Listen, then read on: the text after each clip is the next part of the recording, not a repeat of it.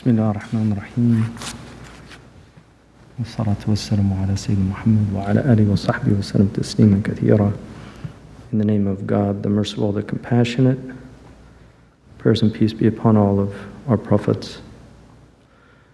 The little caveat before I start, I want to thank Mayor Greg Fisher, who I met him after 9/11. I actually came to Louisville and spoke and we spent a day together, and I really envy, in a good way, the Arabs have two types of envy: an envy where you want the person you envy to lose everything, and an envy where you want the same thing that they have. So it's the second type of envy that I'm talking about.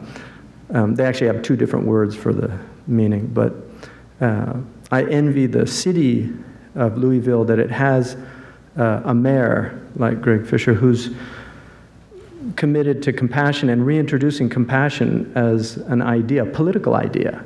A lot of people might be familiar with Aristotle's theory of stasis and the reason why revolutions happen, and we're living in revolutionary times, places like the Middle East, Crimea, other places. The reason revolutions happen, according to Aristotle, is that philia breaks down, love breaks down in a society, and people lose the compassion for the other. And this is one of the reasons why Philadelphia, which was the original capital of the United States, is the city of philia. It's the city of brotherly love. And so to reintroduce that into politics, I think is really important. It's not spoken enough. I want to, a little caveat, if anybody's on Prozac, they might feel better leaving. I don't want to depress anybody, but I want to, before you can really talk about healing, you have to look at the diagnostics to understand what's going on. A very influential author for me is Arnold Toynbee, and he wrote a book over 50 years ago called Change and Habit, The Challenge of Our Time. And in that book, he argues, and he's worth listening to because in 1947, he wrote an essay about a civilization when it's up against the wall against another civilization has certain strategies, and one of them is zealotry and fanaticism. And he warns about the Muslim world and actually identifies 3 places where he felt, in 1947, that he felt serious problems would emerge in the future: Afghanistan, Yemen, and Saudi Arabia. And that was in 1947. One of the gifts that historians bring is that they look at the future with hindsight. Because they know the past so well, they can see and prognosticate about what's going to happen. But he wrote this book, Change and Habit, arguing that as humans we have certain habits that are very dangerous. And they're not instinctual, they're literally habitual. And the worst, he felt, was the habit of going to war. That it's a choice, that there are other alternatives, and peoples have done other things. War is not the only solution. It's actually always a failure. It's the last refuge of the incompetents, violence. So, but he also felt there were other aspects. One of them was tribalism or nationalism, and this idea of not seeing us as a human family, as seeing us as us and them. And this is a very dangerous habit of the mind. And if we're not trained to change these habits, and this is why virtue theory is based on altering habits, it's adopting new habits, and the human being can change. So, and it's not nature versus nurture. The two work together.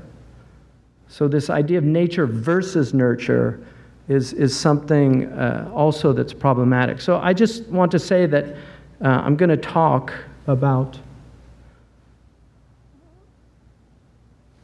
is it, okay.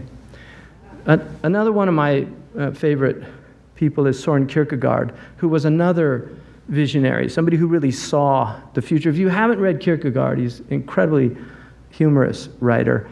wonderful wit. He says that he said things to make people laugh while he was crying inwardly. But one of the things that he said was that one solitary person cannot help or save an age. He can only make it clear that it is on its way to a downfall. And this is the Cassandra problem. Because if people know Greek mythology, Cassandra warned, not in the Iliad, but in a play, warned the Trojans not to bring in the horse. But she had the gift of prophecy, but she was cursed with that nobody would believe her. So, in terms of, this isn't switching here. Maybe we're meant to contemplate this a little longer.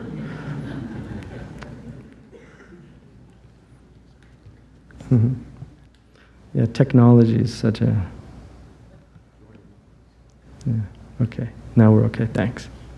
So, the purpose of human existence, I'm going to speak from my tradition. This is the Festival of Face. So I want to speak from my tradition, but I think this could be shared by many peoples.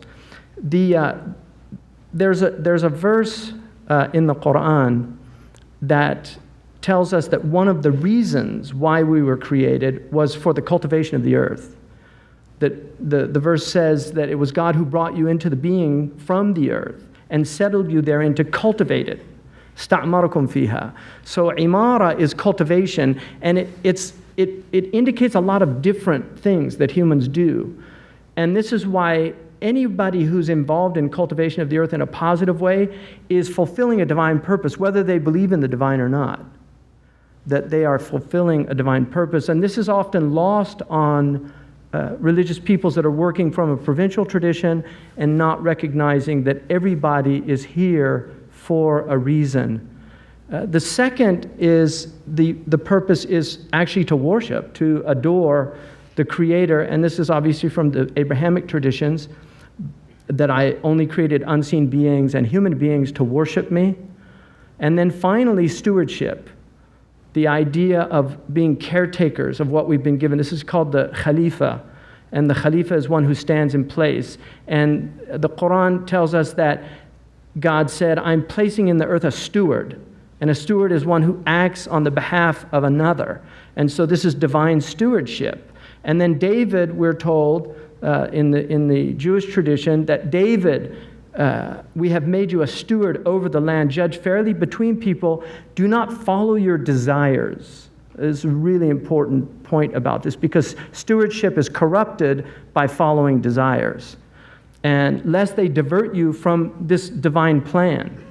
And so the question is, how are we doing as stewards of the earth, if this is really one of the reasons why we're here? So just to look maybe at some of the signs. I trained in the medical profession, and we always take vital signs, and we also assess orientation. So you ask somebody what, I was working at the time when we didn't have a president. There was that little interregnum period where we didn't know who was president. Was it Bush or Kerry? So we couldn't really ask them who's president. But you ask a patient who's president, you ask them, where are you? Who are you? So you orient them to time and place, so you can see, do they know? One of the verses in the Quran says that corruption, and the word is fasad, has appeared on land and on sea because of what people have earned by their acts, to make them taste some of what they have done, that they might turn back. So the idea of when we do things in the world that are dangerous and negative, then we get this repercussion. And the reason for that repercussion, it's actually a mercy, because it's letting you know that you need to turn back, that you're doing something wrong. And so you cannot go out and sow corruption without having the corruption come back at you in what, in economic terms, is these externalities, for people that know that term. These are the negative consequences of economic production. So if you have a factory, the factory doesn't intend to pollute the river, because it just wants to produce whatever it's producing, but that's a negative externality. You also have positive externalities. So one of the signs of the latter times when it's gotten too much, the Quran says that men will cry out and say, what is happening to the earth? On that day, it will tell you all because your Lord inspired it to do so. So the word in Arabic that's used in the Quran, which is fasad, is rottenness, spoiledness, corruption, decay, decomposition, putrefaction, depravity, wickedness. So it's used for, like when food goes bad, the Arabs say fasada, it's gone bad. But they also use it for a person when they've gone bad. So something has gone wrong. And pollution is the undesirable state of the natural environment being contaminated with harmful substances as a consequence of human activities. So the state of being polluted. It's also defilement. And this is also traditionally a religious term that was used. Now, the traditional interpretation, which is from the 7th century of one of the great Quran interpreters, Abdullah ibn Abbas, about this, he said the signs of corruption, of fasad, on land are fires, soil degradation, the lowering of the water tables, and among the signs of corruption in the sea is the diminution of the fish. So the fish begin to disappear. So this is 7th century. And you will actually find in Chinese manuscripts from over 2,000 years ago the problems of pollution. These aren't new problems, and societies have had negative effects on the lands that they were in. But in my own, I'm coming from the West Coast, one of the things that we've seen is a lot of fires. And I don't know if people know about the fires that are happening all over the planet. Spain, Europe has a tremendous problem with fires. But we see a lot of fires, and you can see the increase that's happened over time here, just from 1980 to 1989 to 2000, 2010, and we lose firefighters, people go in. One of the reasons is because of the climate change that's happening, so it's increasing this risk. And then wildfires are projected to burn more land as temperatures continue to rise. So you can see the projected increase here on the west coast of, on the west side of our country. Another aspect is the air pollution, and it's extraordinary how many people suffer around the globe from air pollution. Mexico City has a huge problem with asthma. We have actually high mortality rates in major cities because of the pollution. We're actually finding also a lot of contamination in our bodies. So this is a major problem. This is China, where a lot of people are forced to wear masks because the pollution gets so bad. And then another aspect here is soil degradation, which a lot of people are unaware of this. I think people here, I mean, I'm obviously speaking to a lot of people that are aware of these things, but a lot of people are not aware of the real crises that we're seeing in soil degradation. Soil is a very thin layer. It takes millennia to produce topsoil, and it can be lost very easily. And I mean, obviously, we have hydroponics. We have other ways of growing plants. Plants actually don't need soil to grow. And hydroponics, they began studying hydroponics in the 17th century. But it would be an immense loss to our species because we have incredible problems with water as well. And this is another aspect of the desertification, which I saw firsthand in the Sahara. I lived in the Sahara Desert, and I saw firsthand literally the encroachment of the Sahara Desert. It's pretty overwhelming to see it, to see whole cities engulfed in sand. So overall, this is what we're seeing, and this is what our scientists are telling us. We don't need apocalyptic prophets now to talk about these things. We have our scientists telling these, and it's an important reminder that the earth is not just for human beings. One of the verses in the Quran is that it's God who spread out the earth for all living creatures. It literally says lil anam, and the anam it literally means all those that sleep. So it's all sleeping creatures. It's a place where you should feel safe and secure. It's a place of repose. You can't sleep unless you feel safe or secure. And many of the animals are suffering. And I've mentioned this before, but one of the intriguing things to me about endangered species is it's not the cockroaches that are going extinct. It's not the rats or the mice. They're actually thriving. But what's going extinct are these animals that historically, in many traditional cultures, they use them as names for their children. They're the animals that embody noble spirits, the eagles, the lions, the tigers, the wolves. One of the real tragic aspects, I don't know, people might know about the doctrine of signatures, but there's a traditional belief in medicine that things that look like things are good for them. For instance, in the Arab tradition, cashews are very good for memory, according to the Arabs. If you look at a cashew, it looks almost like a hypothalamus, which is where memory is located in the brain. So if something looks like something, if you cut a carrot, you can see an eye in the carrot. So carrots are considered good for eyes. Well, there's an Asian belief that the rhinoceros, you can use your imagination, is good for people that are would otherwise use Viagra. And so, unfortunately, the rhinoceros, an extraordinary animal, is literally being wiped out because of this desire for people to use this aphrodisiac. Virginia Gray Henry published a wonderful book, which was written in the 10th century, about the animals having a lawsuit against humanity. So they actually come to court and demand that the human be taken to task for wreaking so much havoc in the natural world.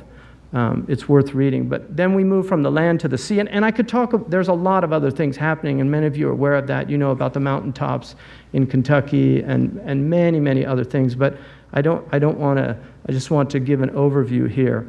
But the oceans also, amazing what we're seeing in the oceans. The Gulf of Mexico, the repercussions of that are just overwhelming. The people that are suffering to this day, there's a lot of immune diseases that have occurred. A lot of people really suffering, and the BP cleanup is far from over. I mean, the effects of that are massive on the planet. So oil is another major problem. And then this is obviously, again, the animals just really suffer when it comes to this. So, and then burning off a lot of the oil, which is also another real source of pollution. It's interesting that right now,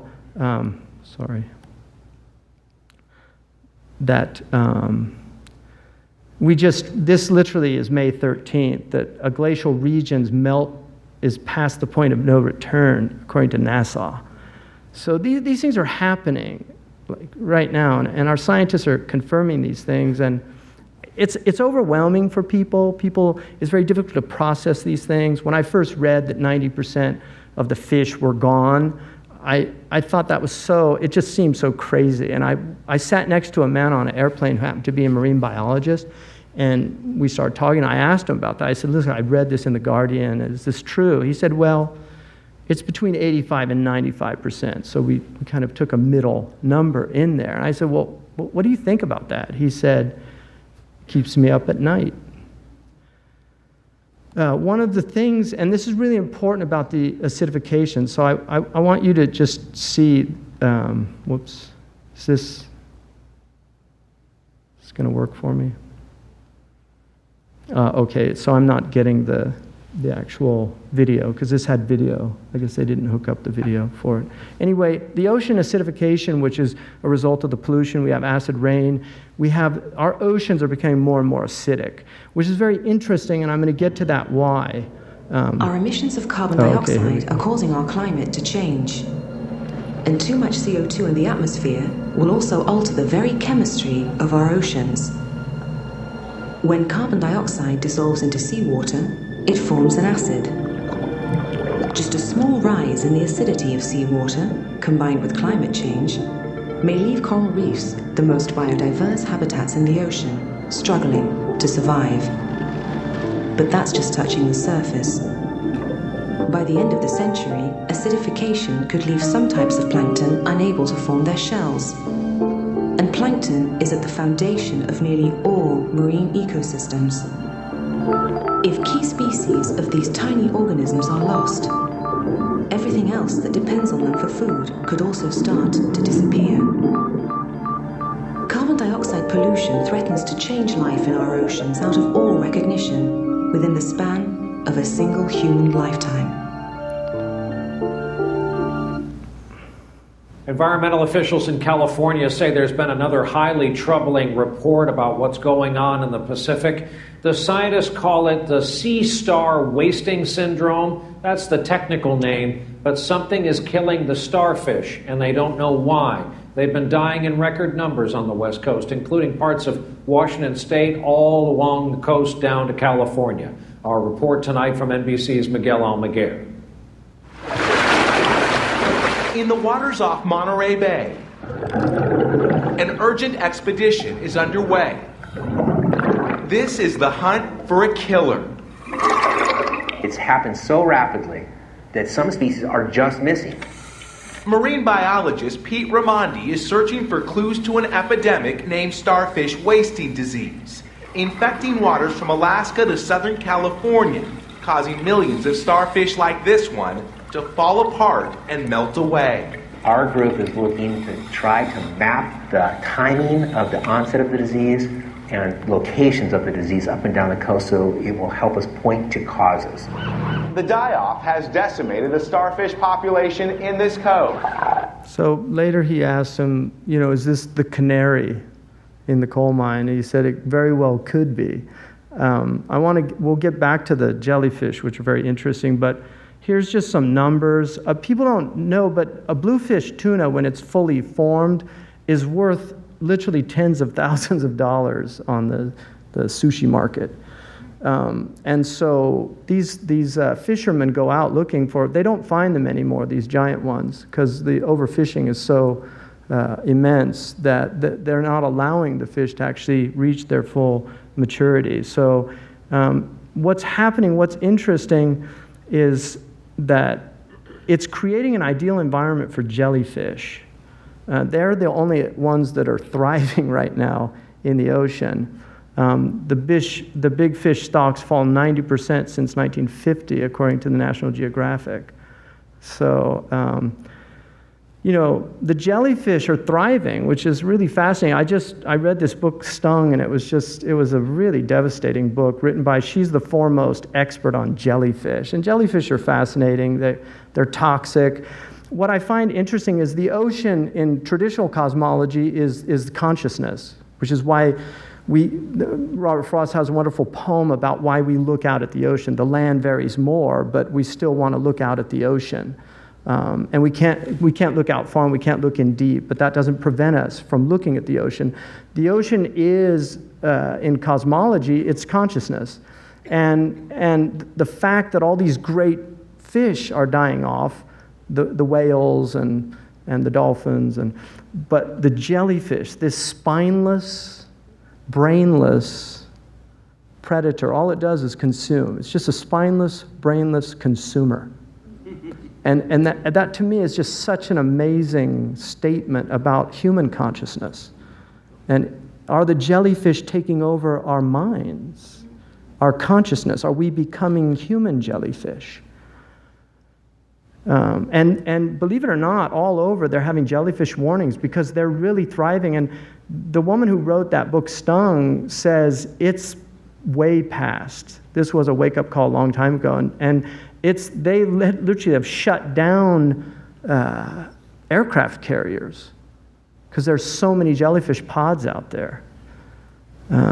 So now, what are the roots of this crisis?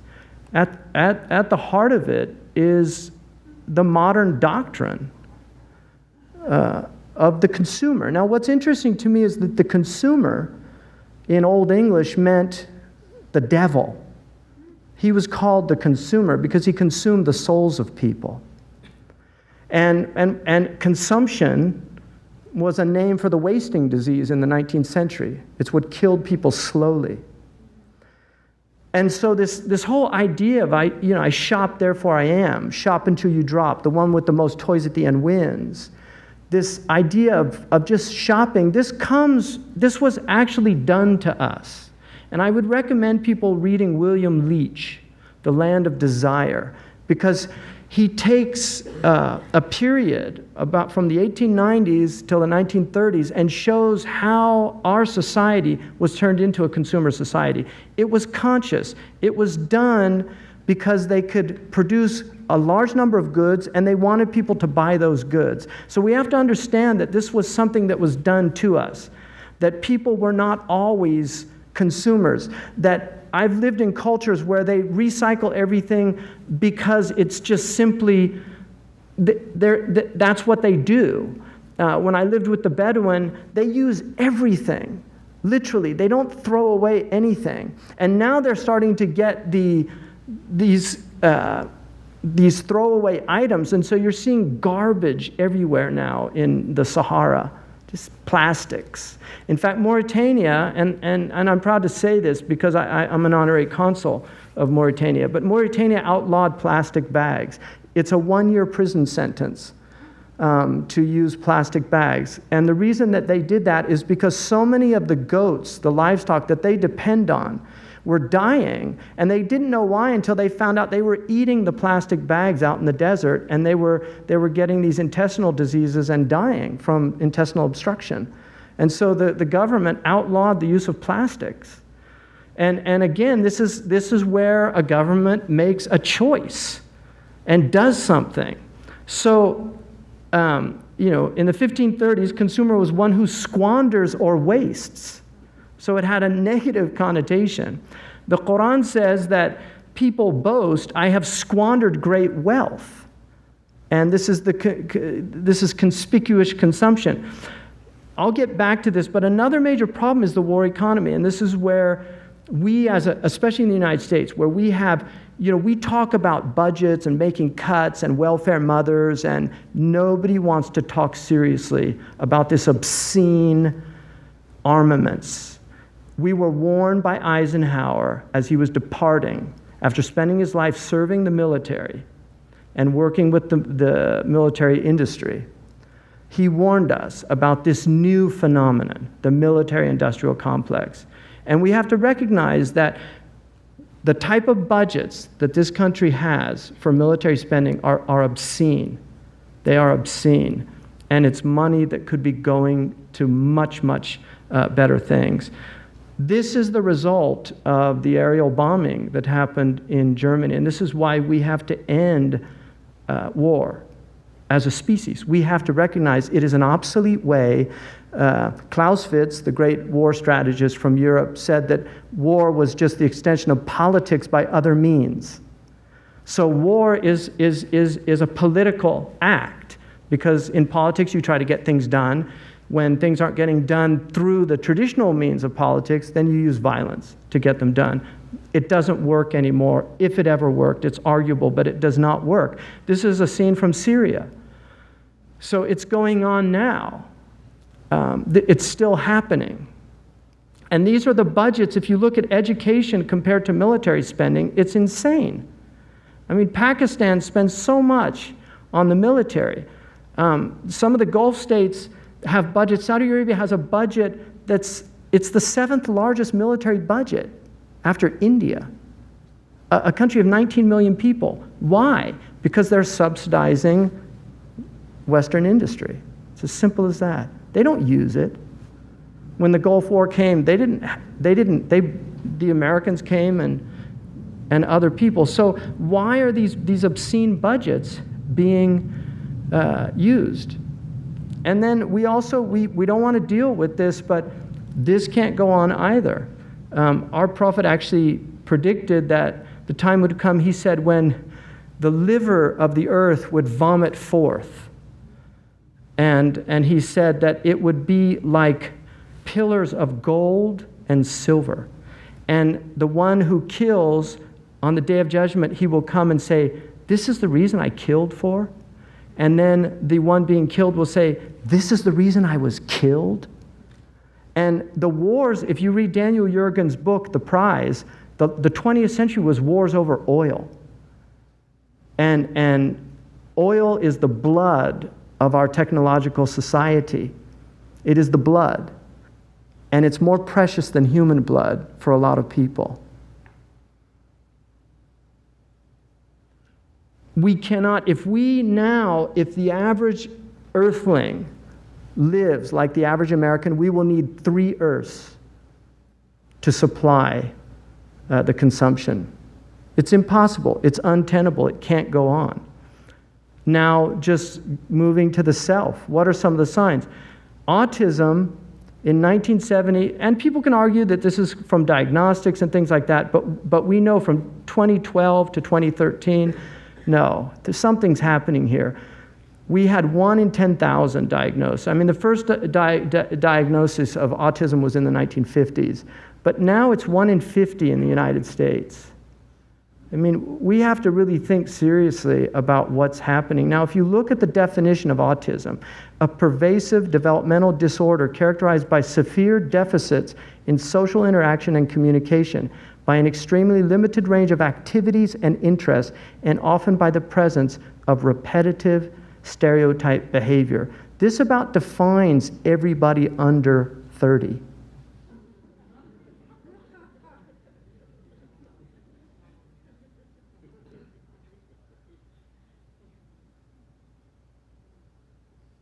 I mean, we have to really think about what's happening to our young people that are growing up with this technology. Repetitive, stereotypical practices, losing the ability to interact socially. Another major problem that we have is obesity. The Quran, and this is in all our traditions because gluttony is one of the deadly sins, but it reminds people, eat and drink but not to excess. God loves not the extravagant wasters. And one of the signs of the latter days, according to our tradition, is yadharu fihim as-siman, that obesity would become manifest. These are the average BMIs around the globe. You can see Africa and a lot of Asia. The Asians don't eat a lot of the food we eat. They're still on traditional diets. So China is behind other places, even though they're becoming rapidly a serious industrial nation, but they still eat cosmologically. If you look at Chinese food, one of the things about Chinese medicine, which I studied, and my sister's an acupuncturist, and one of the things I always thought that they lacked diet. They never talk about diet. If you go to a Chinese doctor, they don't focus on diet. And at a certain point, I realized it's because in their culture, they didn't need to. People just simply ate well by the very nature of the food they consumed. These are the world's fattest countries. We're number 2, so Americans are proud of being number 1, but Kuwait takes that. So there's McDonald's in Arabic, the Golden Arches. As you come into Mecca, the first thing you see is the Golden Arches. So it's a very troubling sight for me. But this is the civilization that we're living in, where on the one hand we've got this incredible scarcity, and on the other hand we have this overconsumption. It's so it's just so imbalanced.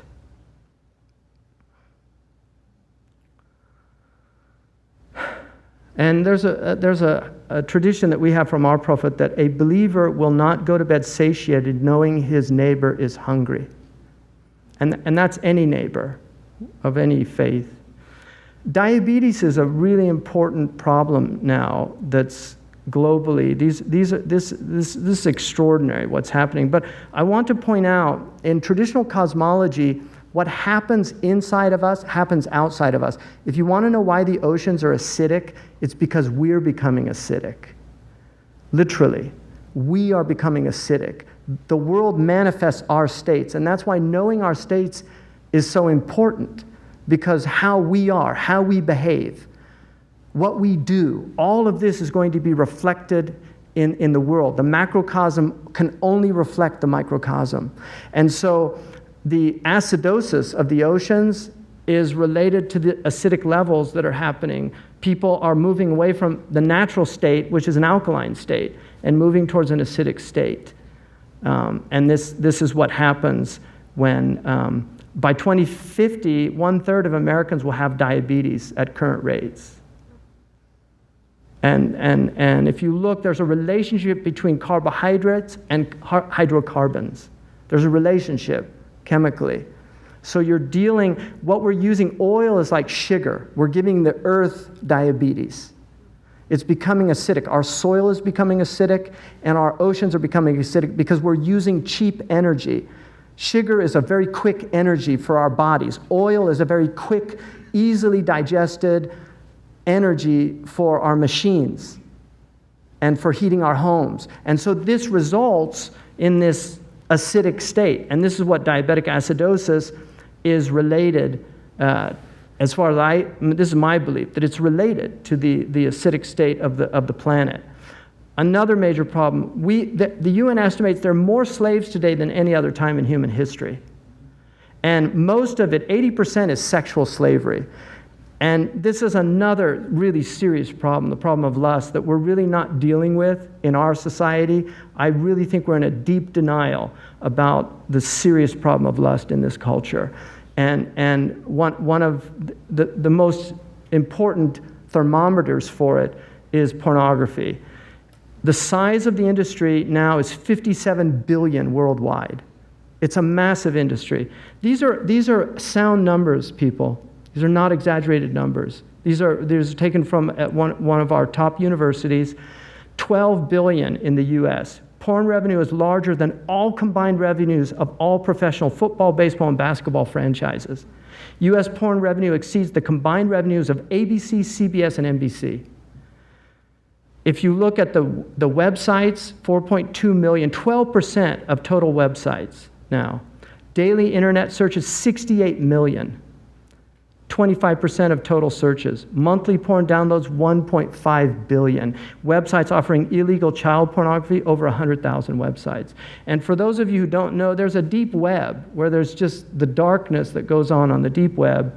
And then 8 to 16-year-olds who have viewed porn online in our country, 90%. Gluttony, overconsumption. Those who squander are like siblings or the brethren of the demons. One of the things that we don't think about is the relationship to what we do and this darkness. People that are watching pornography are supporting human trafficking because many of the women in these films that are done here in the United States and outside the United States are women in sexual bondage. They're not, you have these girls that appear on CNN getting their degree at Duke and saying how much they love being a porn star. Those represent a very, very, very tiny percentage of the actual women engaged in the porn industry, which degrades both men and women. Another thing is planned obsolescence. I would recommend, I'm not going to go through this, it's a very interesting thing, but the story of Stuff with Annie Leonard, many of you have probably seen it. How did they get us to jump on board this program so enthusiastically? It's definitely worth watching. Well, two of their most effective strategies are planned obsolescence and perceived obsolescence. Planned obsolescence is another word for designed for the dump. It means they actually make stuff to be useless as quickly as possible, so we'll chuck it and buy a new one. It's obvious with things like plastic bags and coffee cups, but now it's even big stuff. Mops, DVDs, cameras, barbecues even, everything. Even computers. Have you noticed that when you buy a computer now, the technology is changing so fast that in just a couple of years, it's actually an impediment to communication? I was curious about this, so I opened up a big desktop computer to see what was inside. And I found out that the piece that changes each year is just a tiny little piece in the corner. But you can't just change that one piece because each new version is a different shape. So you gotta chuck the whole thing and buy a new one. So I was reading industrial design journals from the 1950s when planned obsolescence was really catching on. See, this is the point, that this was done consciously. They actually discuss how fast can they make stuff break that still leaves the consumer having enough faith in the product to go out and buy another one. It was so intentional. But stuff cannot break fast enough to keep this arrow afloat. So there's also perceived obsolescence. Now, perceived obsolescence convinces us to throw away stuff that is still perfectly useful. How do they do that? Well, they change the way the stuff looks. So if you bought your stuff a couple of years ago, everyone can tell that you haven't contributed to this arrow recently. And since the way we demonstrate our value is contributing to this arrow, it can be embarrassing. Like, I've had the same fat white computer monitor on my desk for 5 years. My coworker just got a new computer. She has a flat, shiny, sleek monitor. It matches her computer, it matches her phone, even her pen stand. She looks like she's driving in Spaceship Central, and I look like I've got a washing machine on my desk. Fashion is another prime example of this. Have you ever wondered why women's shoe heels go from fat one year to skinny the next to fat to skinny? It's not because there's some debate about which heel structure is the most healthy for women's feet. It's because wearing fat heels in a skinny heel year shows everybody that you haven't contributed to that era as recently, so you're not as valuable as that person in skinny heels next to you, or more likely in some ad. It's to keep us buying new shoes. Advertisements and media in general plays a big role in this. Each of us in the U.S. is targeted with over 3,000 advertisements a day. We see more advertisements in 1 year than people 50 years ago saw in a lifetime. And if you think about it, what's the point of an ad except to make us unhappy with what we have? So 3,000 times a day, we're told our hair is wrong, our skin is wrong, our clothes are wrong, our furniture is wrong, our car is wrong, we are wrong, but it can all be made right if we just go shopping. Media also helps by hiding all of this and all of this. So the only part of the materials economy we see is the shopping. The extraction, production, and disposal all happens outside of our field of vision. It's important to bring backgrounds into the foreground so people understand. Because when we look, this is one of the things that painters do so effectively. Van Gogh, when you look at the shoes, you know, he painted several different, but if you look at the famous boots that he painted with the straight, you'll never look at a pair of shoes the same way if you really contemplate what he did, because he was taking something that's in the background and bringing it to the foreground. And it's very important for religious leaders, for artists, for others to do that, to let people know what's in the background, those things that we're not seeing, the things that are hidden. One of the things that our prophet told us is that there would be people towards the end of time like locusts in their consumption.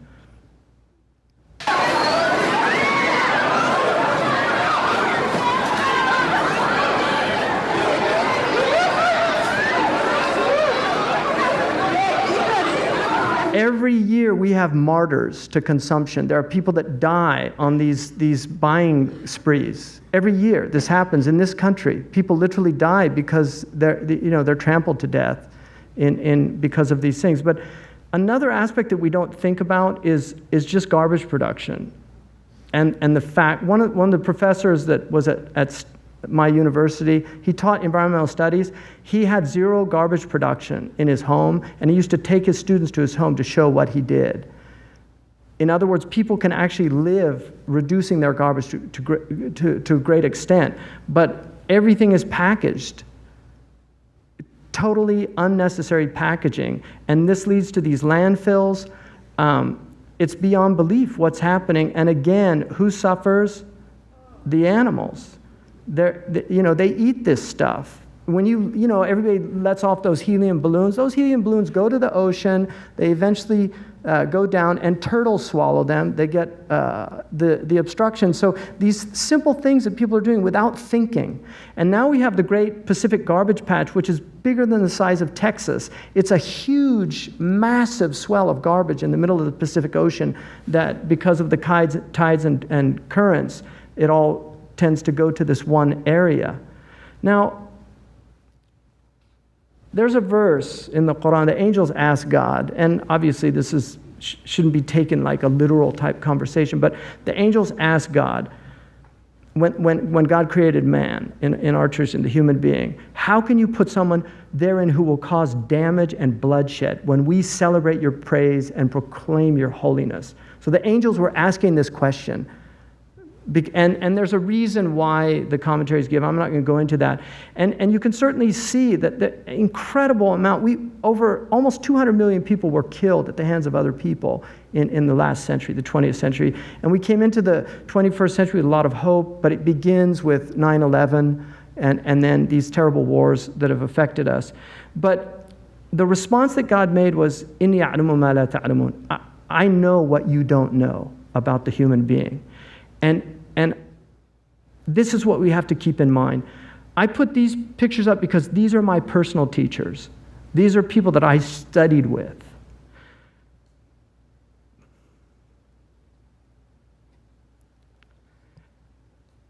And there's a verse in the Quran that says that we elevate those who do not want to sow corruption in the earth. or to be elevated.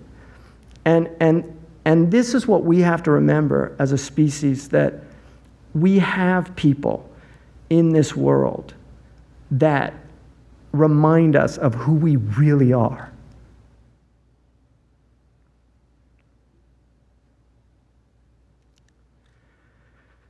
We're not jellyfish. We're not mindless, spineless consumers. We have human hearts. We have the ability to know infinity. We can conceptualize it. No other species can do that. We are something amazing.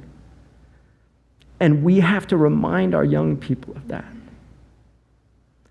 Lost in this world of false idols, of images of women that are so degrading.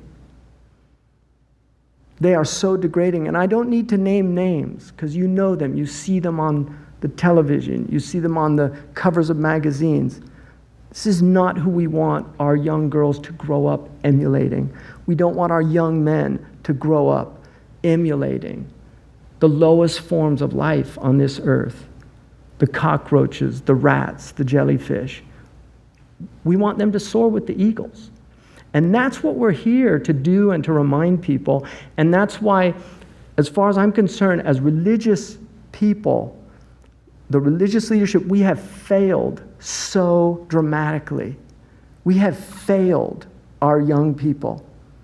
We have the halo effect, and then we have the clay feet syndrome. They don't see people walking their talk. They don't see people living it. They don't see the gift of sanctity in their beings, in their presence. And that's what we need to remind ourselves, that we have to become these people. We have to be these people that have graced this earth, reminding us this is not what it's about.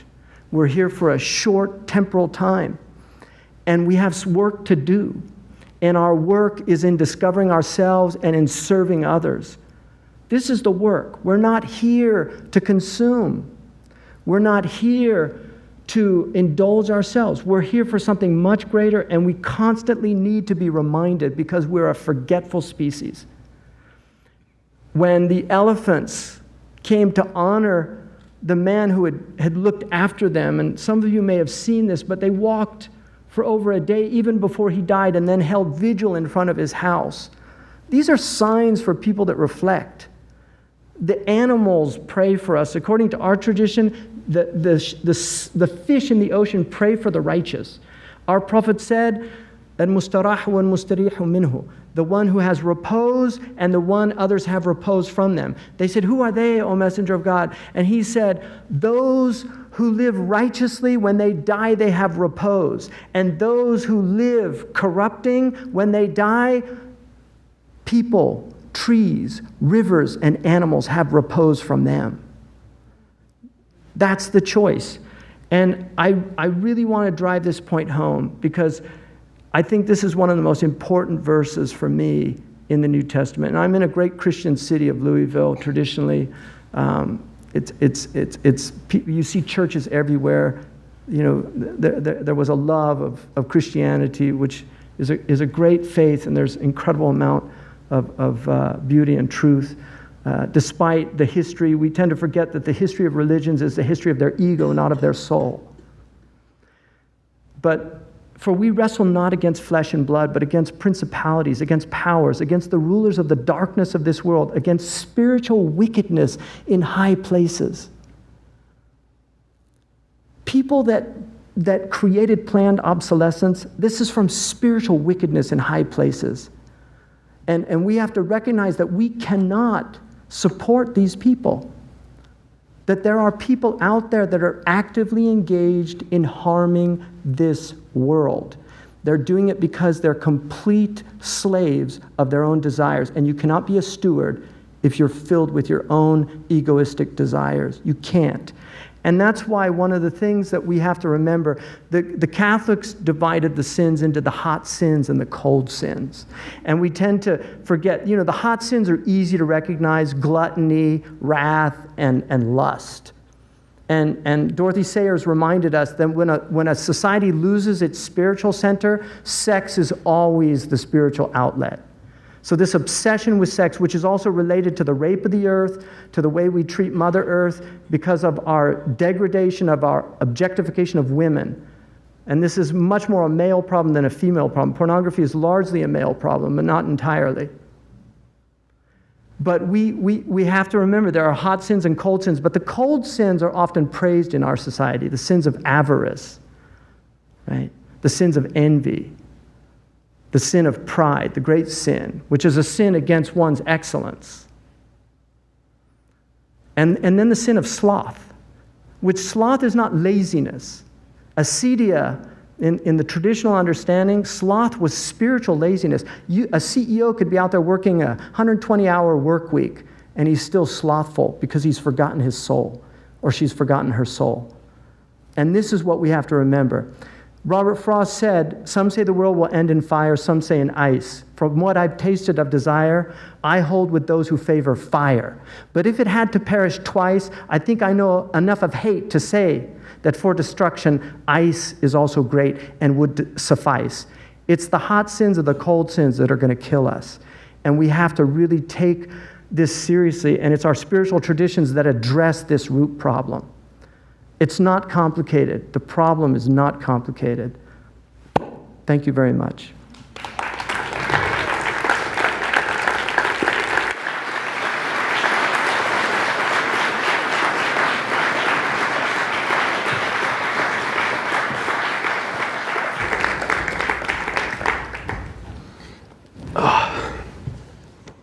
That was really remarkable.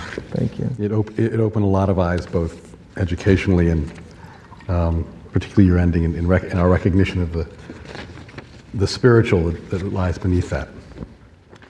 Just to remind everyone, as we come out of the sort of the highness of that encounter, the plan from here is that we have about an hour to spend together.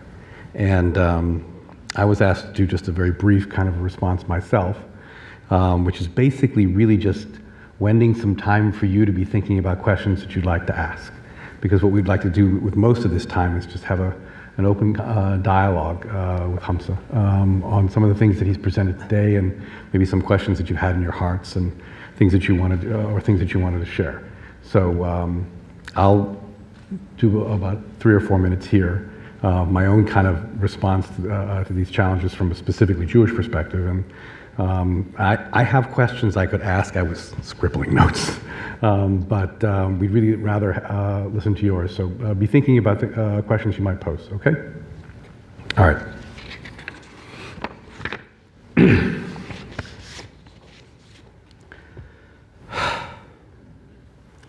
There's an illusion. It's a grand illusion that's been perpetrated upon us, that we have perpetrated upon ourselves. It's an illusion that we are somehow separate from the earth, that we are somehow separate from ourselves. We are all Adam, one human family, and we are all part of Adamah. We're all part of the earth. What makes us think that there's a barrier somewhere between my feet and the wooden floor upon which they sit, between the floor and the foundation upon which it sits, between the earth and the stone which holds it all and us firmly here in place? Where does a tree end and the roots begin? Where do the roots merely become tendrils, and the tendrils become one with the earth, which nourishes and sustains the tree, which nourishes and sustains us? What makes us think that there's a difference between the air we breathe and the one who breathes it? Breathe in. Breathe out. The air enters us. It fills our lungs, it enriches our blood, and it gives us life. We breathe it forth and we return it to its source, as trees and plants breathe in our breath, enriched and sustained by our souls, which have been added to this breath of life. What makes us think that there's a difference between Sheikh Hamzah Yusuf and myself and yourself? A difference between all the children of Adam, all the children of God. all of us precious parts of this earth, Adamah, which we must all share. We are one, you and I. We are one, all of us here in this room. We are all the children of one Creator who has placed us here to help build a world that is one, as God is one. And there's an illusion that stands side by side with the first, that in order to be one, we must all be the same, that to be different from one another makes us somehow other. We've been taught this truth, as if it were truth, for so long that we've come to accept it, and to feel that those who are like ourselves are like. And we've come to fear those who, upon the surface of their likeness, seem unlike us. It's as if we see in the mirror only a reflection of ourselves in order to be comfortable. And that is an illusion. What we must seek instead is a sameness not in reflection, but in the soul. This is an illusion which we who have gathered here today can often fall prey to, ourselves. We gather as a people of faith, in common cause and common action, with common hopes and dreams through which we seek to find common elements and common paths. This is a well-meaning illusion, that we are all the same beneath the surface, that we strip away the differences of language and culture and we find that we are all the same beneath the skin, and we worship the same God in essentially the same ways. And since there is much that we share in common, this is a particularly useful illusion, and one which we become very adept at maintaining. In Hebrew, we're commanded to seek shalom. In Arabic, it's called salam. In English, we strive for peace. As Jews, we seek to heal the brokenness of our world through acts of tzedakah. In Arabic, it's called zakat. In English, we call it charity, from the Latin word caritas, which means caring. In our prayers as Jews, we seek rachamim. In Arabic, rahim. In English, we strive for compassion.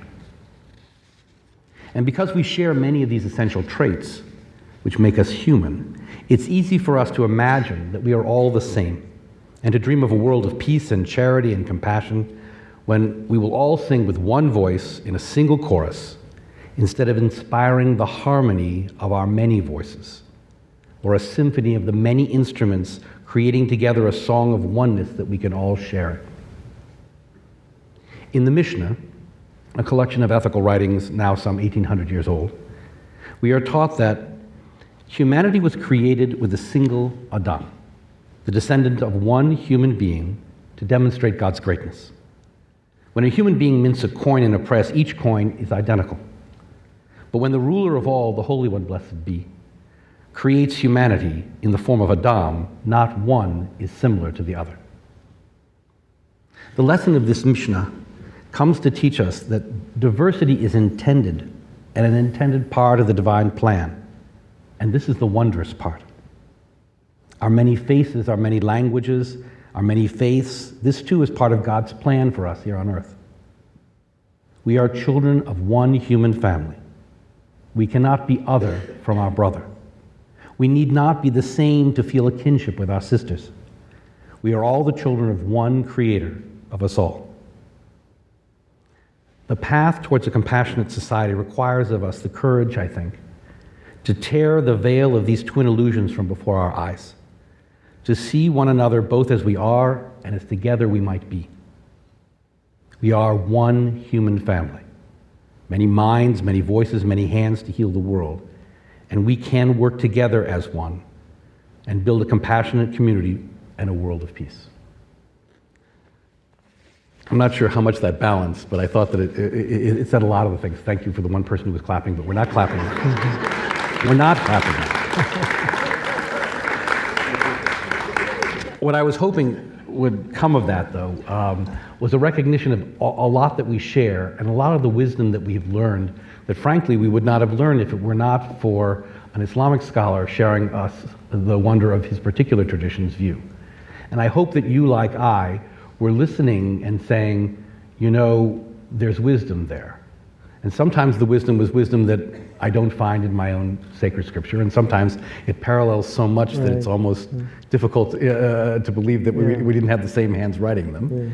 But that the key here is that there's a wisdom beneath all of this, and that when we listen to each other and learn from one another, we can see perspectives we would not have seen otherwise, and sometimes learn lessons that that we're waiting to be taught to us. Now, I have a nice list of questions. I'm going to ask one, and then you're on. Okay, so you're thinking, and Mustafa has some people who are going to be around with microphones who will give you the opportunity. There's someone waving back there for an opportunity for you to get in line for. The place I thought I'd start, just to give them a chance to consider, is with a wisdom of the Jewish tradition, a midrash, a legend.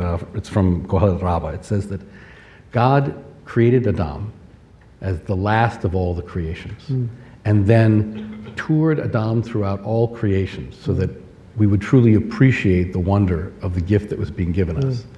And then God said, this is given to you as a gift. Care for it, for if you do not, there will be no other to be received. And there's a sense there, I think, that we've lost, perhaps, of the religious and spiritual obligation to the earth.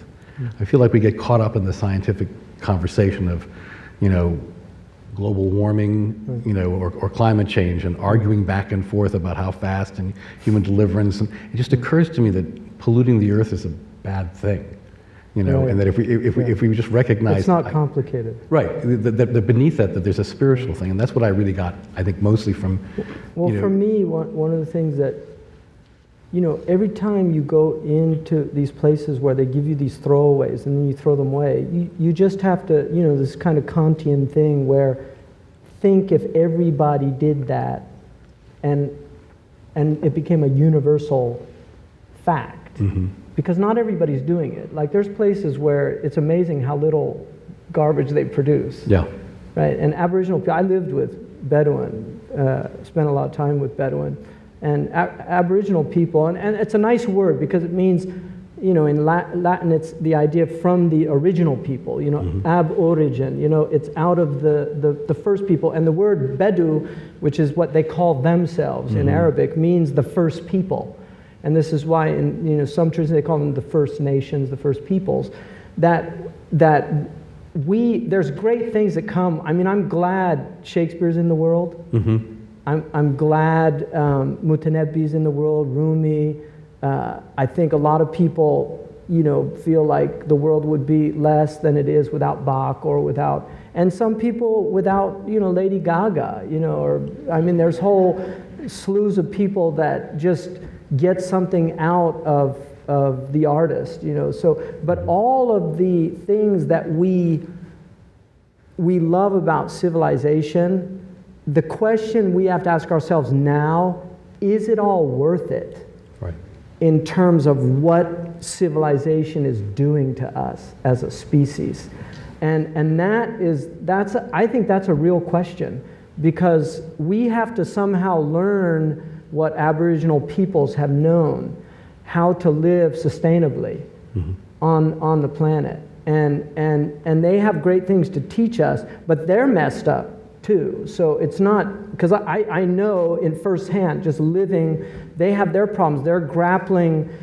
A lot of Aboriginal peoples do not have a way of dealing with modernity when it's introduced. And an example of that, for people that know the work of Jerry Mander, not the political word, but the writer, he wrote a book called The 4 Arguments for the Elimination of Television.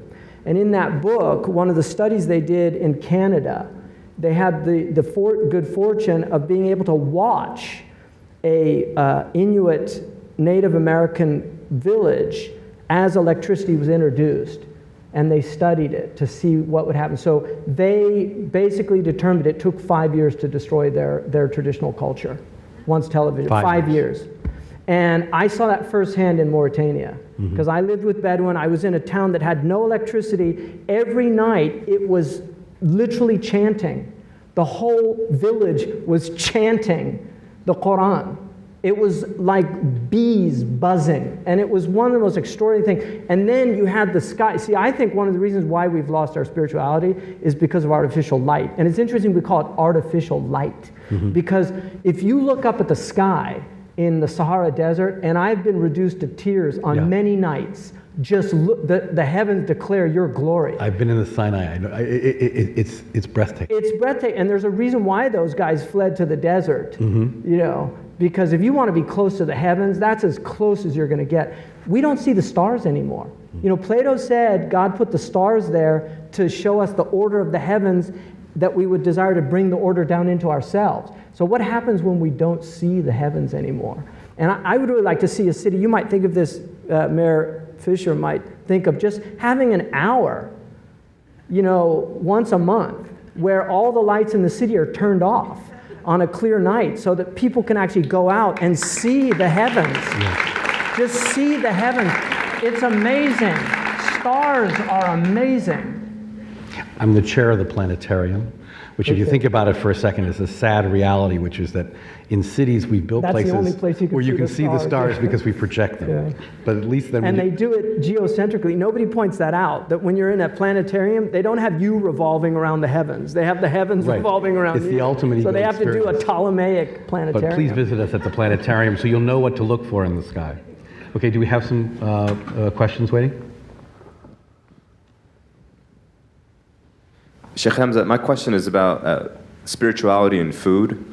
And the Quran talks a lot about eating what's halal, but that's usually coupled with the word tayyib. So, halal being what's legal, and maybe can you comment on what you feel tayyib would sort of mean in our current sort of culture? And then also, what do you feel is the spiritual effect of consuming artificial foods like high fructose corn syrup and you know, all these sort of processed things that are added to foods and packaged, you know, what's the spiritual effect of eating artificial food, and how, you know, can you sort of comment on the idea of tayyib? Just to use another tradition, in some traditional Buddhism, the chef in the monastery had to be enlightened.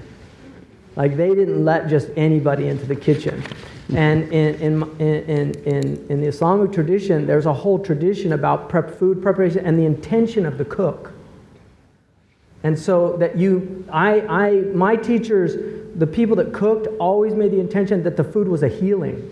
One of the things that's really interesting in our culture, you know, when you go to, they don't teach grammar anymore, so people use transitive verbs as intransitive verbs. But when you go to a restaurant, they say enjoy, right? Enjoy is, you know, I mean, I guess you could make it intransitive, but you usually enjoy something. But here it means the food, so, but they just say enjoy. You know, in traditional cultures, they never would say something like that. They would say like salud, you know, with health. In the Arabic culture, they say bisah wal afiyah, with health and well-being, which reminds us of the purpose of the food. It's not to enjoy. Enjoyment is part of it. I mean, it's wonderful that food is so enjoyable, but that's not the reason why you're actually eating it. That's why the glutton eats. But somebody who's serious about maintaining their health, they eat for health. And you know, we're literally digging our graves with our teeth. I mean, in our culture, we are literally killing ourselves with the food we eat. And so, you know, I would say that all traditional peoples ate with just a knowledge of what food was about. And this is why the kisharat tradition, you know, the halal tradition, that you have to, there's a whole, you know, Native Americans took permission in many of their traditions. They took permission from the animal in the Islamic tradition, the Jewish tradition. There is actual, you have to do it in a way, you know, in our tradition, you're not allowed to kill an animal in front of another animal.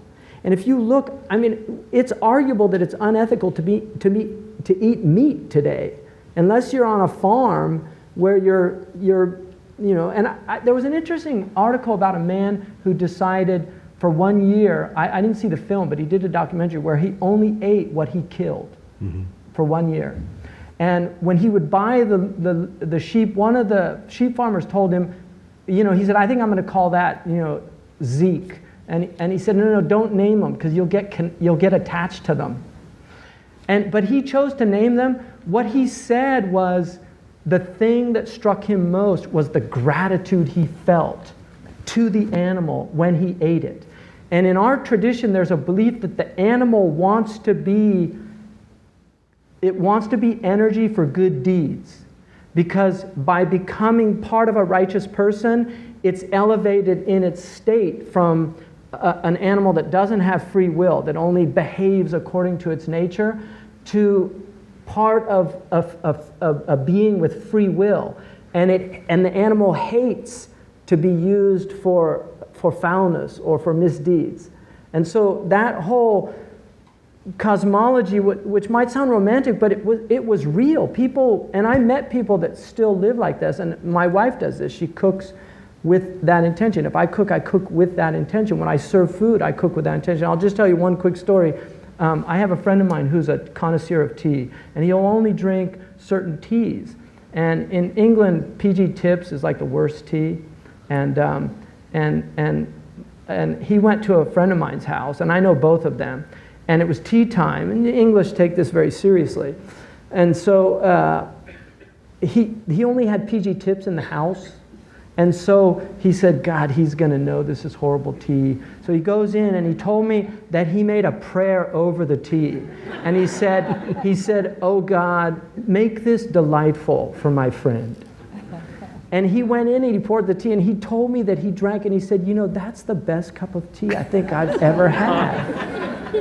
And, there's a reality to these things. We don't realize just the power of intention. Niyya in Arabic, which means intention, also means seed.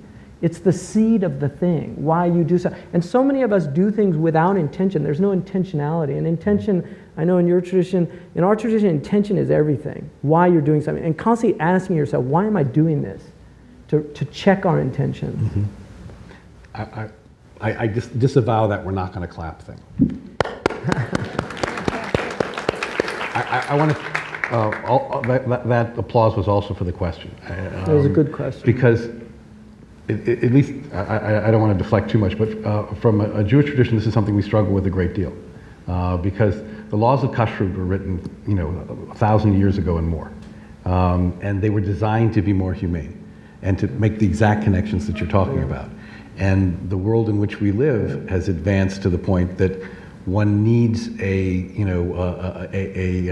variance from the USDA because it's not as advanced, and we lost something in that. There was a speaker who came just a couple of years ago. His name was Rabbi Arthur Waskow, and he's sort of the front of something we call the eco-kashrut movement. And Arthur's perspective is, if you're saying a blessing over wine that was made with grapes, that was sprayed with pesticides, that made the people who made them ill, it's not holy. And if you take organic wine that's been, that's been made in the purest way and pour it into a styrofoam cup, it's not kosher. And what he means by that is that the word used to mean something. Right. It meant fit. And the purpose of the sharing of food, the enjoyment wasn't in the consumption and how much can we pump into it with corn syrup, but rather the meal and the story of your friend praying over his tea. Yeah. That was what it was intended to be. Yeah. Okay, our next question, over that way. Where are we? Here. Okay. Yes, Shaykh Hamzah, when you spoke of the purposes of human existence, I realized I've kind of mushed together two of those three, meaning the cultivation of the earth and stewardship. And I wonder if you could distinguish for us a little bit, develop that idea of what are the ways in which we cultivate the earth, right, and how do we steward it? Well, the stewardship would be more about sustainability, whereas the cultivation is more about how we're using it for our needs. So the stewardship is more about making sure that what we're doing in our cultivation is not harmful. Question over here. I think here's a lady up here. Okay, but we need a microphone next to that person. Right here. Here we go. Hi. What you guys are talking about is beautiful stuff, but it's not very realistic. Like, I can't see myself finding a person to buy a goat from so that I can harvest the goat and show gratitude to the goat after I kill it and eat it and all that. I don't know who to buy a goat from, and I don't know. Yeah, no, and I wasn't suggesting that. I know, and I don't know where to buy affordable organic food from, because I went to the Whole Food store the other day and spent $30 on nothing. Yeah. And and this is one of the big finding it, throughout the community is a real challenge. So I want to know. You're bringing up a really excellent point. I want to know how. This is a really excellent point. It's the incredible discrepancy we have between much of like the fair trade movement, which I feel is a lot of it is upper middle class luxury, the ability to assuage our own personal guilt and things like that. But that's not why I would promote it, because I think it's important to take positions about these things in terms of disenfranchised communities, underprivileged communities. The disparity, which I was highlighting in that picture of starving kids with these completely overweight kids. I mean, one of the problems that we have in this country is that processed food is incredibly cheap to buy. And the reason that, all processed food came out of war. The Americans in World War II margarine came from Napoleon. They needed butter for these troops. So we tend to forget that processed food is actually a direct result of war, because they needed to feed these armies as they were moving. And so in World War II, they learned how to do this stuff to a degree scientifically that they'd never achieved before. And they could keep long shelf life. And they realized, because this military-industrial complex, the same people that are supplying that during wartime are the people that are selling the food during peacetime. They realize that this is a great way. We don't have to worry about perishables, because nothing will perish. They lose a lot of money, except for because us. when you take, it's amazing how many. The reason it's so expensive at Whole Foods is because they lose a lot of that food. And this is the problem, and farmers know this. So one of the really important movements is urban homesteading, where people are beginning to put gardens on their rooftops. African American communities in Detroit are beginning to do this, and it's a really interesting movement where they're bringing fresh food to disenfranchised communities, and some of the schools are doing it. This is really important. So I think Louisville, it would be really useful to bring some of these people in to show them how to do it. We can grow our own food, and it actually is realistic. People can have gardens. In World War II, they had what were called victory gardens, where unlike these recent wars where they encourage you to go out and spend, they used to encourage you actually to save and recycle. World War II was a great era of recycling. People were recycling everything.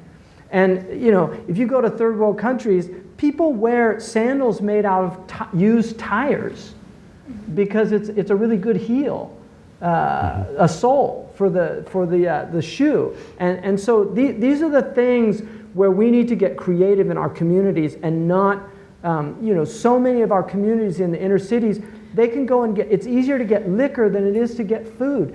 And it's much easier to you can't get vegetables in a lot of these inner city stores. It's all processed food. They get corn out of the can. And so that movement, I think, is a really important movement that's starting to take place in certain... Yeah. This ad brought to you by the Center for Interfaith Relations, up here, which has a program for building box gardens or urban gardens throughout Louisville, and we need to expand that. And children love to do it. They love to plant. You can get the kids involved in it. They get connected to the earth. You mentioned earlier, we're called Benu Adam, in the Jewish and the Muslim tradition. And Adam is Adama, or Udma in Arabic is the topsoil. And in our tradition, the reason he was called Adam, and really it's the first Adam had the male, female, and then it splits into the two of Adam and Eve. So the first Adam The first creation was the human being, you know, which was, but the reason it's called topsoil is because we're told that Prophet Muhammad ﷺ said that God took white soil, black soil, brown soil, all the different colors of the topsoil in the world, and put them into Adam so that all these colors would be reflected in his creation from all the soils of the earth. We have the same story. We probably borrowed from you. Well, you know, look, the Prophet Muhammad, you know, people say that Islam, a lot of it's just from Judaism, but the Prophet Muhammad, the Quran says, you didn't make this stuff up. You're not an innovator from the message. You're bringing the same message. So much of it is in Jewish tradition. We know that. And the Jewish tradition is part of our tradition. Mm-hmm. So, and there are many, I mean, all my tafsirs are filled with Midrash and you know, the Gomorrah story. It's all in the Islamic tradition. They never shied away from that. I mean, we had rabbis that became Muslim. There was interactions between rabbis and Muslim scholars, and so these are all. This is wisdom. It's just hikmah, you know, hukmat. Hukmah. Yeah. So this belongs to everybody. Thank you again for putting this a very practical thing. And if anyone's interested, a great organization called Youth Build Louisville will help you build that garden. Yes, they'll help you build that garden. And if there's a community center there's possibilities. And it's amazing how much food you can get out of a very small. Yeah. Over here. I want to thank you for what you said about human trafficking as a 21st century outrage. An estimated 20 billion people are affected by it. I want to say the good news about it, just as a little bit of a commercial. There's an organization called SOAP, S-O-A-P, Save Our Adolescents from Prostitution, headquartered in Columbus, Ohio. I am part of the group, and we go before large sporting events like the Super Bowl, NCAA, Kentucky Derby, World Equestrians, and we meet in hotels all over the place to provide literature, photos, and soap with an 800 number to go in every hotel room in Louisville, in Columbus, in New York, in LA, wherever. We did it, I participated twice in Louisville. We did it before the truck show in Louisville, and 90% of the hotels accepted the material. The good news is that it's working in lots of places. During the Super Bowl in New Jersey, 16 teenage girls were rescued because of soap, and 400 volunteers covered New York and New Jersey. In Indianapolis, the Super Bowl, 2 teenage girls were rescued. Multiply that over. In Detroit, the auto show girls rescued. Yeah. In Columbus, Ohio, the Arnold Schwarzenegger bodybuilding girls were rescued. To put that in perspective. The point is, there are groups working. We need more people involved. Well, there's a worldwide war against girls and women around the world. And also the reason why these are all events that involve large numbers of men, that's where they literally bring them in cars, and these are the places. And this is something that the Romans, for people that are familiar with the Colosseum, the prostitutes were always brought at the Colosseums, and people would get very excited and go down and abuse them. But I think we're doing such a poor job at educating our young men into honoring women. And that's something, I have 5 boys, and I constantly bring that home to them. Never dishonor a woman. That women, that they're gentle beings, they're easily seduced. And men know this about women, because women are trusting, and when a man tells her certain things, he has the keys to her heart very often, and too many wolves out there really prey on that knowledge. I mean, there's books out there of how to seduce women that are now bestsellers. Thank you very much. It's a little hard for me to see, but we have over here. So I see these slides and I hear these facts, and they're very disturbing, of course, and they should be. to my soul. And so my question is, what kind of daily practice can I do? I do things with my deeds. You know, I own a farm, and I am trying to help that part of the world. But in my a daily practice that you would suggest that could help, because I do believe in intentions being able to actually help these problems, but I'm up for suggestions. Well, first of all, you know, we have to honor our small farmers because, you know, I'm fortunate to be in Northern California where the slow food movement started, that we have local farmers markets that we can go to on a regular basis. So we get all our food from local growers. I would much rather support them than support, you know, even though, you know, Whole Foods has some pretty enlightened leadership there, but I would still rather support the local growers as much as possible. And I think that's something really important. So, you know, and people, you were talking earlier downstairs just about, you know, this loopy feeling about being connected to the land. But the truth is, farmers suffer immensely. The highest suicide rates in India are from the small farmers. They get them into these usurious debts. And we had, people remember the 80s crises, the highest rates of suicide were among small farmers. We're losing our small farmers. And agribusiness is taking over. And this is what I'm talking about, you know, these you know, the rulers of darkness of this world. You know, a lot of these people, and there's good people in that. I'm not in any way Manichaean. I don't, you know, there's good CEOs, there's decent people working, but these are soul-destroying institutions that we've set up. And so I'm not in any way, I'm not a revolutionary in that I don't believe in, you know, if we just can kill the evil ruler, suddenly everything's gonna, you know, be fine. It's not like that. And there's good people in Washington, D.C., there's good people in government, there's really amazing police. And then there's people that abuse these powers, you know, and some of them, you know, I mean, there are really dark demonic people that we have termed psychopaths, and about 1 out of 22 Americans is considered to be psychopathic, and there are functional psychopathic people, often in CEO positions, that don't have moral compassion. I mean, this is social science in our culture. I would recommend, there's several books on this. One of them is The Sociopath Next Door. A lot of people think sociopath, the serial killer. No, there are sociopaths that are surgeons, there are sociopaths that are CEOs, and they really don't think like other people. They just don't feel remorse about harming others or harming the earth or whatever. So in terms of a practice, I wouldn't even want to advise you on that. I think people, you know, we're living in an age that enables us to experiment with religions. This is in some ways unprecedented. In other ways, we've always had eclecticism and interaction of traditions. Muslims and Jews lived together for centuries in places like Morocco and Sarajevo. And so there's always been these, and we know that different traditions adopted methods. St. Francis was influenced by the Sufis. When he got back, he adopted some of those practices. And certainly, you know, the Muslims of India found the Hindus doing certain things that they thought were interesting. So you'll find a type of chakra understanding in certain Indian Sufi tariqas and things like this. So there's always been that kind of eclecticism.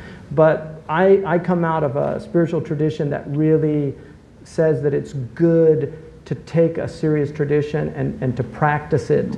And for me personally, there's certain things that I have to do every day. I think the only thing that I really incorporate outside of my own tradition is I've been practicing Qigong for some time now and derived a lot of benefit from it just physically because I was having a lot of energy problems. But I think we need to have time with ourselves alone where we can just disengage and turn off all these things. I have a friend of mine, he's an imam in Washington, D.C., who has a box in the front of his house, and when everybody comes in, they have to put the cell phones in the box, and they're not allowed to use any cell phones inside the house. And he's a Sudanese man, and I thought that was really an excellent practice. I think a lot of us need to disengage from the madness of these constantly being, texting and getting called. We don't have to answer the phone every time it rings. You really don't. Now you're really sounding revolutionary. Yeah. It's true. We have another question. Okay, before you do that though, I was going to do this as an ad anyway. My best suggestion would be to come tonight at 7 o'clock because from 7 to 9, Wendell Berry is going to be here with Gary Snyder and Jack Shoemaker.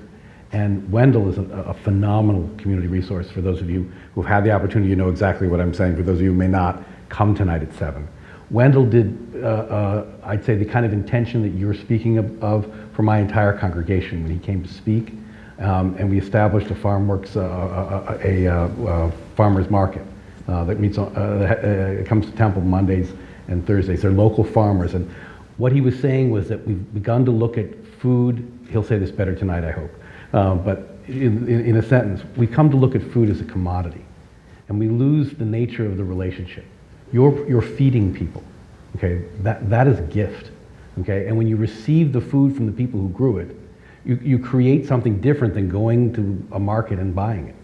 You're recognizing that the people who you feed, and we're recognizing who feeds us, and we create in that community.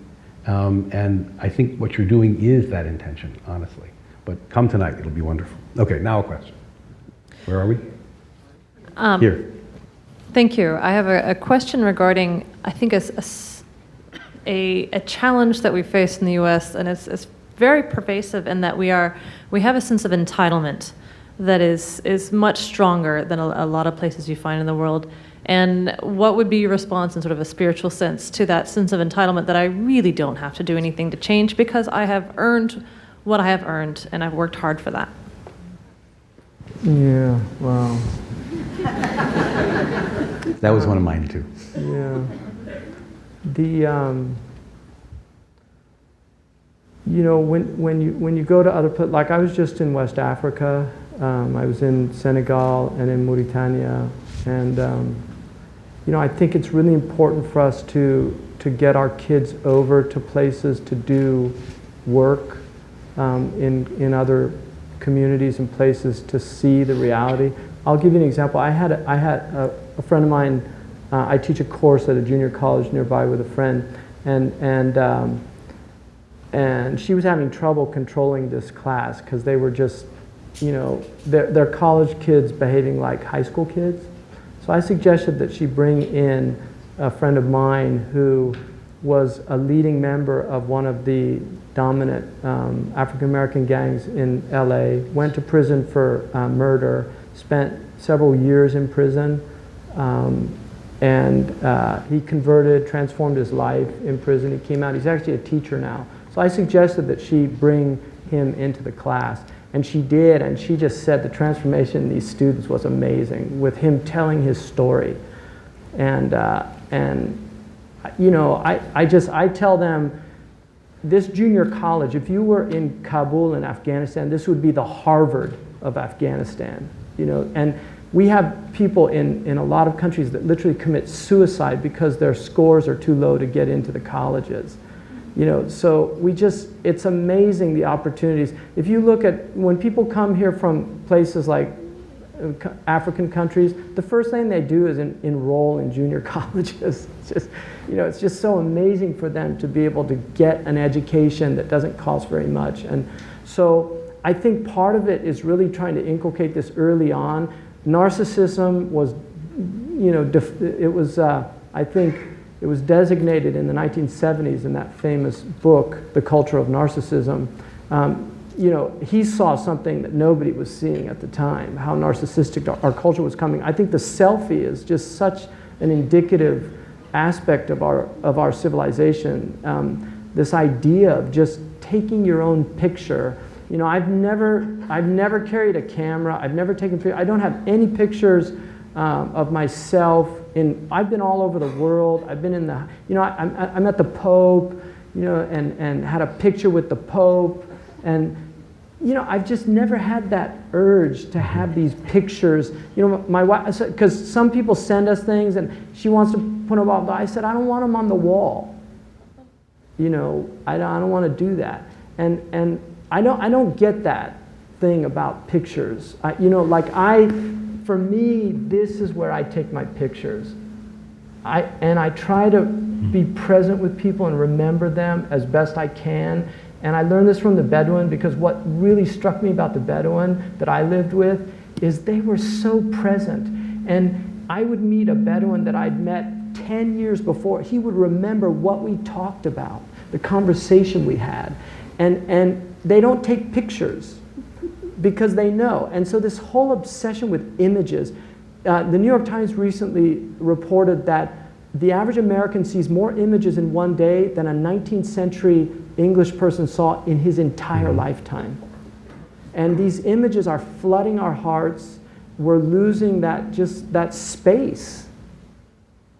The imageless space. One of the things when Trajan went into the holiest of holies, the thing that really disturbed him was there was nothing in there. And he wanted the Jews to explain, like, where's your idols? Where's your images? It's an empty place. And so that emptiness, we have to have that emptiness to be able to contemplate. And I would recommend reading Neil Postman's incredible book, Amusing Ourselves to Death, and that second chapter about why the Decalogue would have prohibited images. Because he argues that if you want people to understand abstractions, you have to watch out for the images that you give them. And God wants us to know something, a concept that is so abstract. And this is why image-based cultures become debased very quickly. So I really think the images are harming us immensely. The pornographic images that are going into the minds of these young kids, it's really terrifying because they can't get these things out. They won't be able to get those images out of their mind. And I know this from, I have people that have converted to Islam or have these problems, and they've told me when they open their prayer, images start flooding and they want to get rid of them. So it's really difficult. Spiritually, it can be done with a lot of work, but you have to be careful what you put into your heart. And I was with a Bedouin. We'd gone from the desert to Nouakchott, and there was a TV in the room, and it was on, and he was looking the other way. And he was a man in his 30s, and he was a student of knowledge. And he was looking the other way, and I was with a Libyan, Abdurrazak Mukhtar. He's the ambassador in Turkey now for Libya. But he asked him, have you ever seen television? He said, no. He said, don't you want to look at it? And he said, I heard that it has foul things on it, and I don't want to let it into my heart. And that level of being is just, where are those people? Yeah. Just very briefly, in the Jewish community, I would echo this part about how important travel can be, and meeting people from other cultures and places. We have the commitment, it's called Birthright, to send all of our children to the land of Israel. And we really press this, and we make it literally affordable to the point of practically free to get every one of our kids to go to Israel. They meet Israeli kids, who also have cell phones and text. They text in Hebrew. They think that's really cool. But what they also find out is that these kids go into the army after high school, all of them, okay, and they serve their country. And these kids have an expectation that they probably aren't going to be able to go to college necessarily, because not everybody gets to go to college because there's just not enough slots. So you really have to work hard if you want to do that. And they'll grow up in a world where they're not going to be able to afford a home. And they'll be very lucky, but probably not, to have a car. And and their sense of commitment to their country is something that's very different. And when these kids come and visit ours, there's this recognition of, you're not entitled. You earn things every day, and that the things that you choose to earn are the things that really matter. And they maybe are not those material things. Maybe they're things like respect. Maybe they're things like, a future and a family and things like that. Okay, I would like to continue with questions, but we need to stop now because we have some other things to finish, the first of which is the poetry. And do you have that? Yeah, I do. Okay, and you can perhaps explain. This was, there were several poems, and then they narrowed them down to 8. And then I was given the unfortunate task of determining which one should be given. Let me read the introduction to this, and then okay, we can explain. This is a poetry of the sacred contest that the center put forward as part of this year's festival. The Poetry of the Sacred Contest is run annually through the Center for Interfaith Relations Institute for Contemplative Practice. Poetry can be thought as the language of the soul, and this contest encourages poets to awaken their reader to the meaningfulness and beauty of life. People entered this contest from 34 different states and 4 different countries. From these entries, a winning poem and 3 honorable mentions were chosen and received both monetary prizes and will soon be published in Parabola magazine in the winter issue of 2014. The poems were then judged by hamzah, which he hated having to do, and we've selected one which you will now read. So, just to preface this, they were all very interesting poems. This one was the one that hit me the most, just in terms of my talk and what I think the Festival of Faith is about. So it's called What Worship Is. It's by Red Hawk from Arizona. I don't think that apparently he doesn't have internet access, which I thought was great. But the other poems, the Pilgrimage to Mont Saint Victor was really, I really liked that. Prairie Hours and Hymn to Morning were the runners up, and they were all good. And the other ones were good too. They were more depressing. But this one I thought really captured something for me. What Worship Is by Red Hawk from Arizona.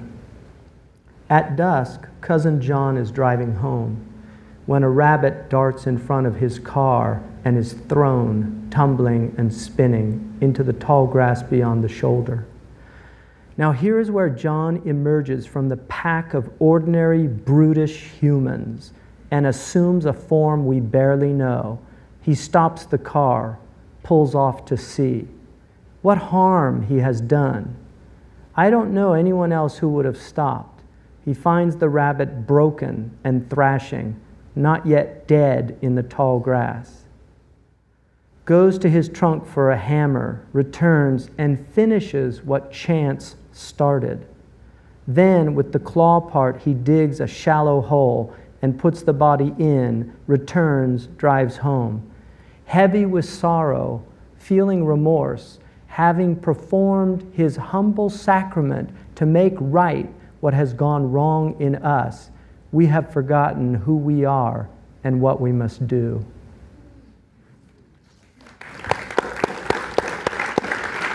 Thanks a lot.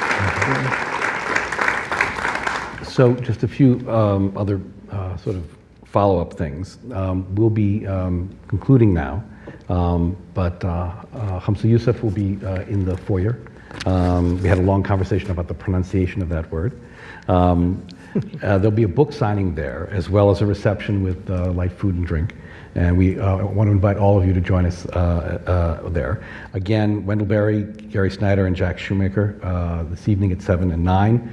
It's really a program I'm not going to miss, and you really shouldn't. It's going to be fantastic. And we will conclude, as we are in all of these sessions, with a moment of silence. And I encourage you in this silence to try to take in some of what Hamzah has shared with us, and think in the ways that many of your questions did about how we can take these ideas and make them into spirit in ourselves and in practice in our lives.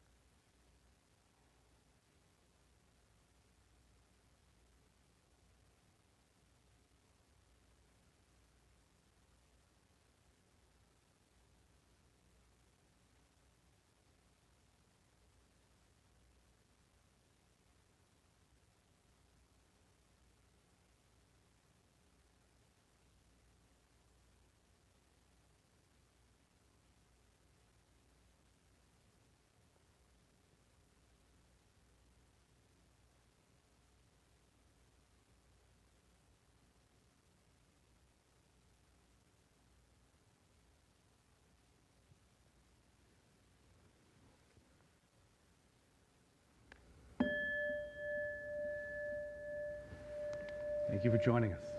Thanks a lot. Appreciate it.